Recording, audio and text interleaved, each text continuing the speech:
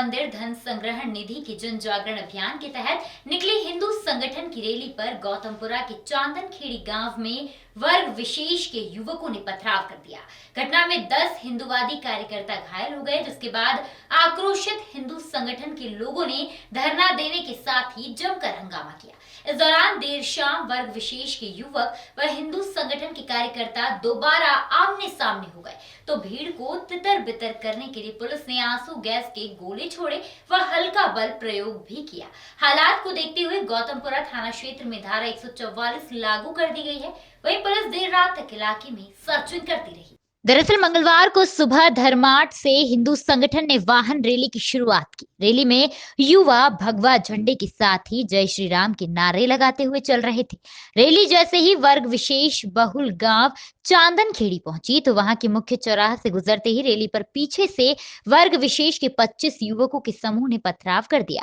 पथराव से रैली में शामिल करीब 10 लोग घायल हो गए। घायलों को तुरंत ही गौतमपुरा शासकीय अस्पताल रेफर किया गया। वहीं पूरे मामले में पुलिस ने 39 नामजद लोगों पर प्रकरण दर्ज कर 27 लोगों को गिरफ्तार किया है। तात्कालिक उत्तेजना और विवाद के कारण पथराव की जो दुर्भाग्यजनक घटना हुई और उसके कारण कानून व्यवस्था की जो गंभीर स्थिति पैदा हुई, उसमें पुलिस ने अभी तक 4 प्रकरण कायम किए हैं। पथराव करने वाले 39 अपराधियों के विरुद्ध नामजद कायमी की गई है, जिसमें पुलिस ने 23 आरोपियों को अभी तक गिरफ्तार किया है।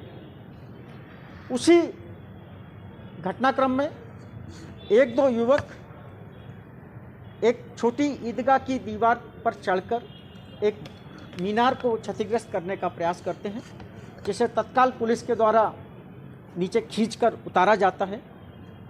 उसमें 153 का के तहत अज्ञात आरोपियों के विरुद्ध एक कायमी की गई है। उनकी पहचान स्थापित की जा रही है।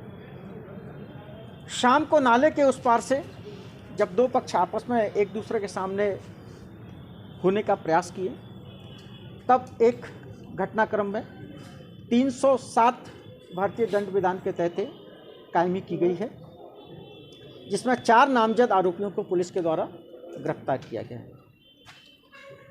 जब शाम को 4:45 बजे करीब ऐसी परिस्थिति उत्पन्न हुई कि भीड़ अनियंत्रित हो सकती है, तब पुलिस के द्वारा समुचित वैधानिक तरीकों से भीड़ को तितर-बितर किया गया। उस दौरान भीड़ में से किन्हीं असामाजिक तत्वों ने भागते हुए गांव के सबके किनारे पर स्थित एक मकान के बाहर पड़ी मोटरसाइकिल में आग लगा दी, जिस पर से मोटरसाइकिल जली और मोटरसाइकिल की आग से कुछ अन्य सामान भी जल गया।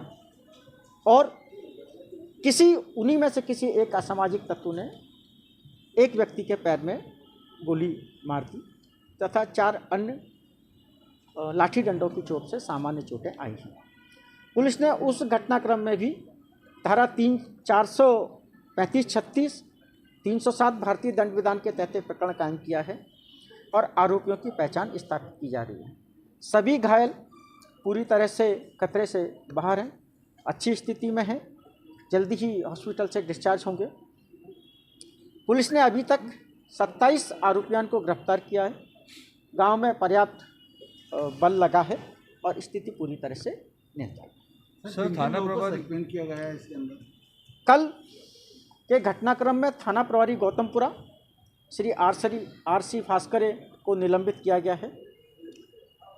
थाना प्रभारी गौतमपुरा के द्वारा ग्राम चांदनखेड़ी से ये रैली निकलनी थी, इस बारे में नहीं बताया, और यदि वो बताते तो और बेहतर बल और अधिकारियों की व्यवस्था वहाँ पर सुनिश्चित की जाती।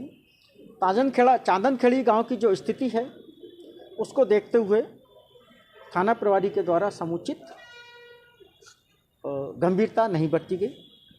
साथ ही एसडीओपी सामेर जो वहाँ मौके पर थे,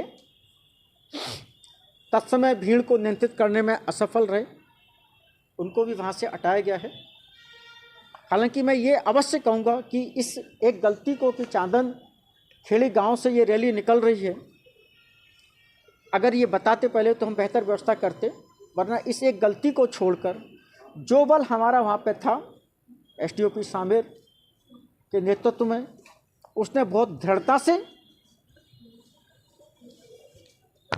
अपनी ड्यूटी का अंजाम दिया। यदि वो सामने नहीं होते, बीच में नहीं होते, तो शायद दोनों पक्षों में कहीं और बड़ा हादसा होता।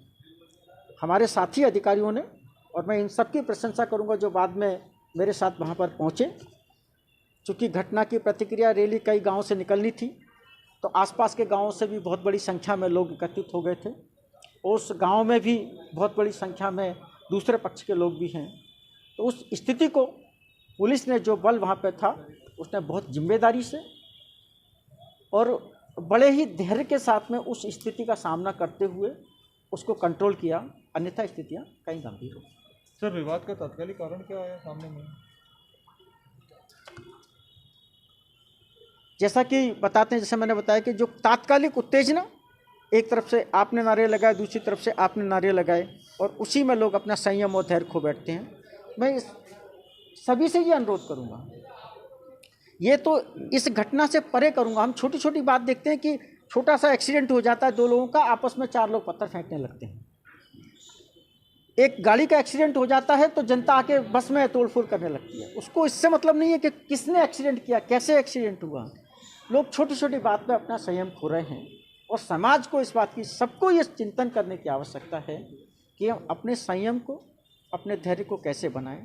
क्योंकि आज जो सबसे बड़ी समस्या पुलिस के सामने हो रही है, वो सामान्य लोगों के इस तरह भीड़ तंत्र में संयम खोने के कारण ज़्यादा हो रही है। सर, जो यात्रा निकल रही है उसमें प्रतिबंध लगाया जाएगा या अंदर में भी? अभी तक कई जगह यात्राएं निकल चुकी हैं, कई जगह यात्राएं निकल रही हैं, पूरी तरह से शांतिपूर्ण रही हैं। जहाँ तक प्रतिबंध का प्रश्न है, अभी ऐसा कुछ विचार नहीं है। निर्णय जिला दंडाधिकारी महोदय को लेना, अभी तक ऐसा कोई विचार। वहीं पथराव की घटना के बाद हिंदू संगठन के कार्यकर्ता आक्रोशित हो गए व उन्होंने गांव के समीप धरना देकर पथराव करने वालों के मकान तोड़ने, रासुका लगाने की कार्यवाही की मांग की। देर शाम 6 बजे तक धरना चलता रहा। इस दौरान शाम 5 बजे करीब गांव के खेत से पथराव होने पर हिंदू संगठन व वर्ग विशेष के युवक आमने सामने हुए, जिसके चलते पुलिस ने दोनों तरफ की भीड़ को नियंत्रित करने के लिए आंसू गैस के गोले भी छोड़े। घटना के बाद मौके पर कलेक्टर मनीष सिंह, डीआईजी हरिनारायण चार्य मिश्र, SP Mahesh Chandra Jain, ASP Amit Tolani, SDM Pratul Sinha सहित 300 से ज्यादा पुलिसकर्मी तैनात रहे। वहीं वज्र वाहन भी तैनात किए गए। वहीं अपने काम में लापरवाही बरतने पर गौतमपुरा टीआईआरसी भास्करे को निलंबित किया गया। साथ ही सावेर एसडीओपी पंकज दीक्षित को भी हटाया गया और इंदौर कलेक्टर मनीष सिंह के निर्देश पर गौतमपुरा और सावेर में धारा 144 लगाकर वहां पर्याप्त पुलिस का बल तैनात किया गया ताकि आगे कोई भी अप्रिय घटना न हो सके।